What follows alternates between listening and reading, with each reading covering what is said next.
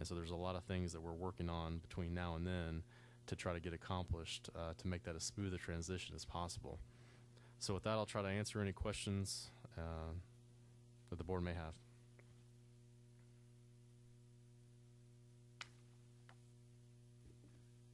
David, I'll offer some initial commentary. First of all, as always, I appreciate the extra effort you put into this. You know, looking at the options, they're certainly all viable. I think with what I've heard the various members of this board talk about as we've worked our way through this process has been, you know, taking care of those that have been here a long time and greatly contributed to the success of this community.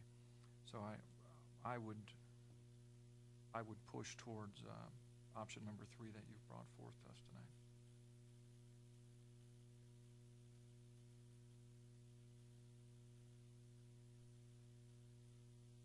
Was I like the concept of 3. I guess I was leaning toward, we don't know the one variable here. We don't know when people are actually going to retire. I mean, just because someone's 58 or 62 doesn't mean they're going to retire at a nice, neat number from our perspective. So we don't know when that's going to happen.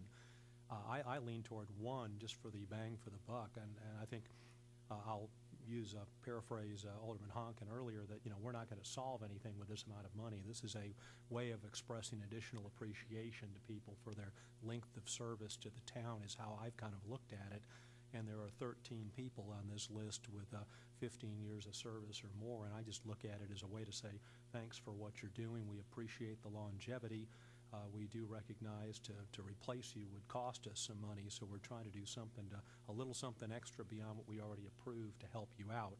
So I guess instead of cherry picking 5 people for the other options, I looked at it as spreading it around over 13, realizing on the front end that regardless of which amount is picked, it's not going to use and make a significant difference for these folks. And again, we don't control the variable of when they actually retire. Someone could stay here and for a good number of years, and I hope we have much more productivity ahead for a lot of the folks on the list. But that's why I guess I lean toward 1, just for those reasons.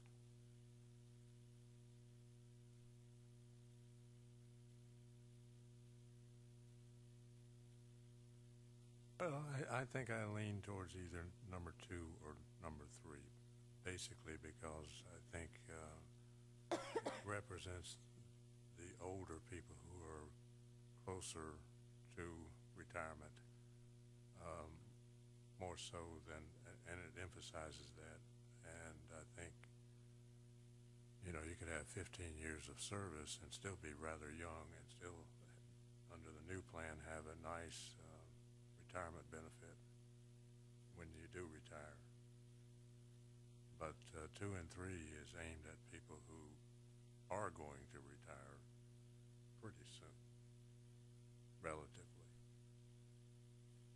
And they're the ones I think who have been the victims of the inaction of previous boards.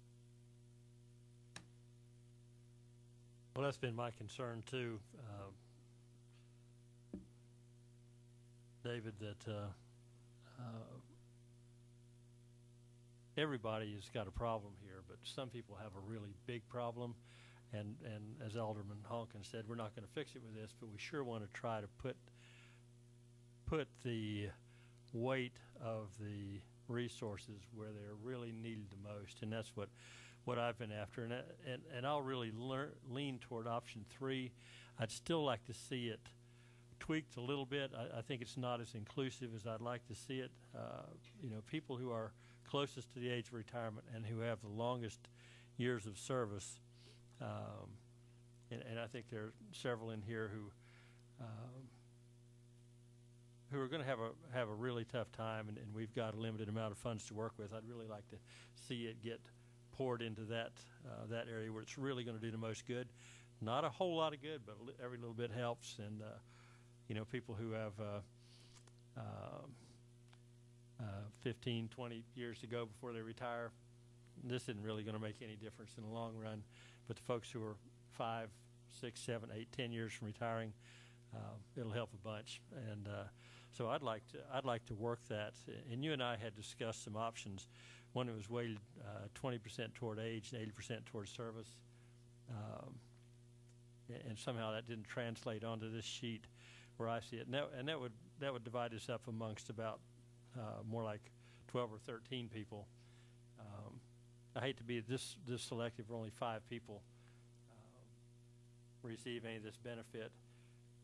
So don't know if we could tweak that a little bit more, or if something happened in the translation from our discussion.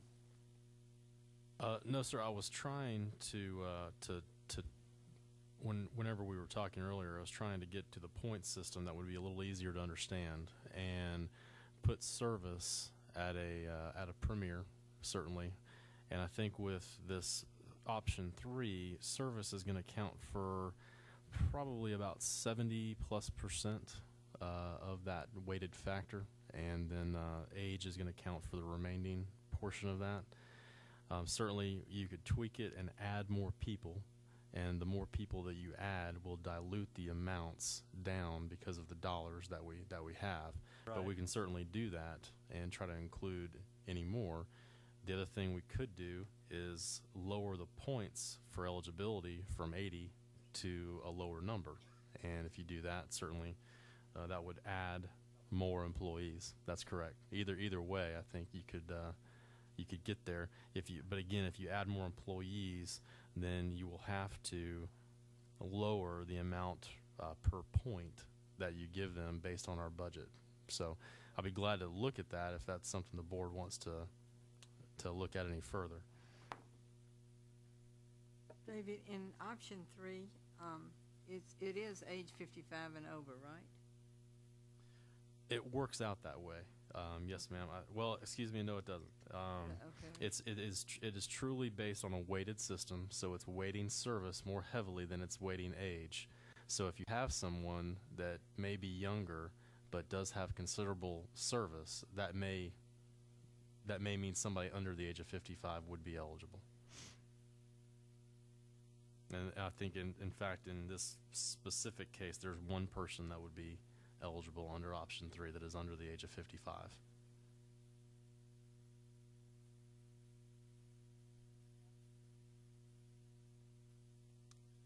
Everybody under option 3, yes, ma'am, has been here well over at least the 15 years. That's correct.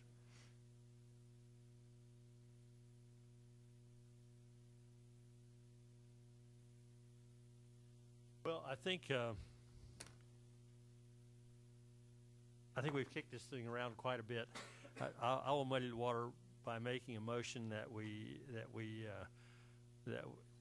tweak option 3 a little bit, and failing that, then we'll just go ahead and vote on what we have on the table. So my motion is that we seek to include, well, what would be the formula then?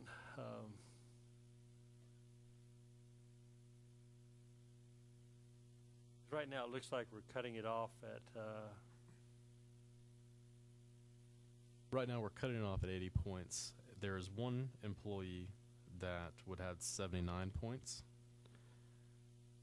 There are 2 employees that would have 77 points. There's no one at 78 points. So that would be 3 additional at 77 points or more. And how are the points calculated again? There are, for each year of service, they are given a weighted factor of 2 points for each Okay. year of service, and for each year of age, they're given a weighted factor of basically 3/4 of a point, not quite a full point. Okay, gotcha. So you are giving some credit for age, certainly, but still a majority of it is given for service.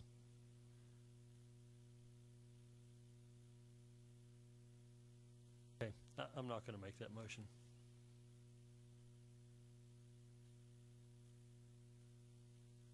No, I think we'll just.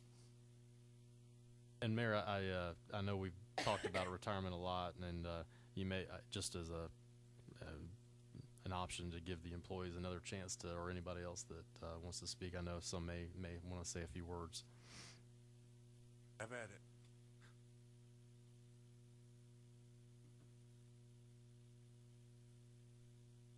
I'm coming not for myself this time. I'm coming for the Public Works Department. On this list, I think I've figured out there's at least a minimum of 4 employees that's on this list that are going to be in this 15 years and over service category. And I just stress to you all, 15 years of service and the penalties that will be hit for, the rest of their time here is just spread this out over like what we had talked about in the very beginning, 15 years of service and move on with it.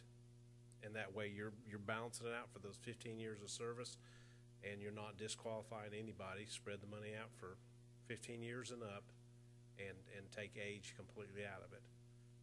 That's just my recommendation. That will, as far as Public Works Department, that will take care of all the employees in my department and not single out anybody.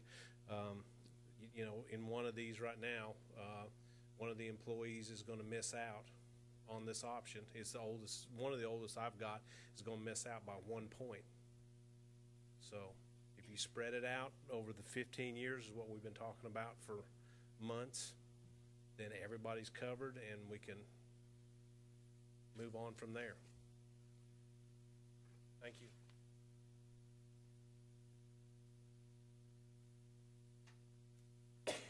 Earlier today, I sent an email out. I don't know if you all have received it yet, but I guess my biggest concern is this still doesn't solve the basic problem.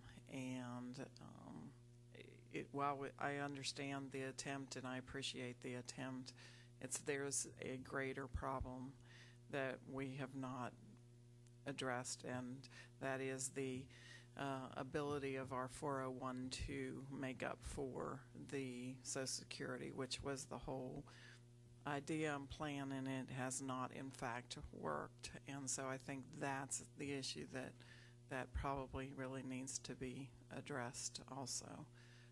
I do, if going with these plans in front of you, I personally would gain from 2 and 3, and if it were me voting, I'd vote for 1.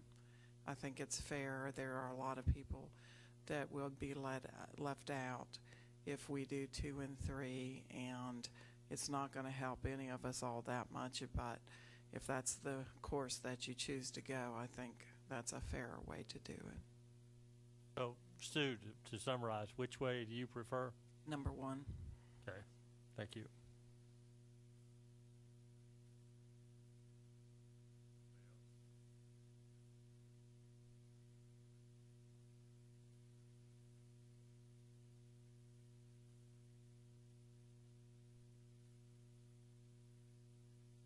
I'll make the motion to approve option number 1.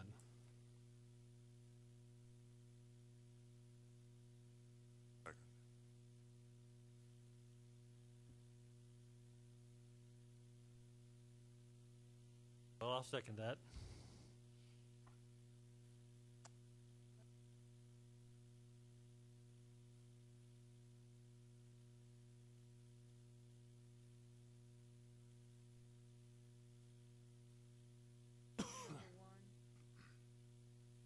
Yes, ma'am. Is the age included in that, or is it just anybody over 15 years? It's anybody over 15 years is included in option 1. That's correct. So you could have, it'd be any age employee that had been here for at least 15 years.